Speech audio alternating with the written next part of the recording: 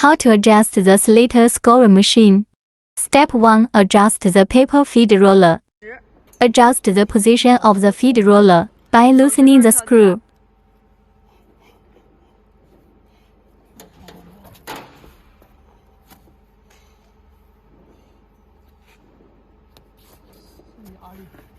Adjust feed roller pressure.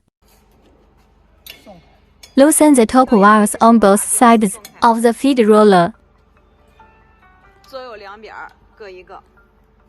Turn the handle to adjust the pressure to the appropriate.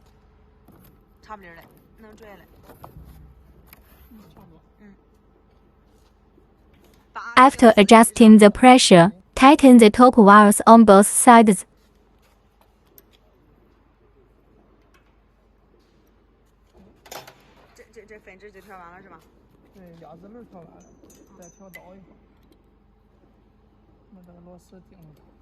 Tighten the screws. 这个位置是按照他那个客户的要求是吧？按照客户的尺寸来调是吧？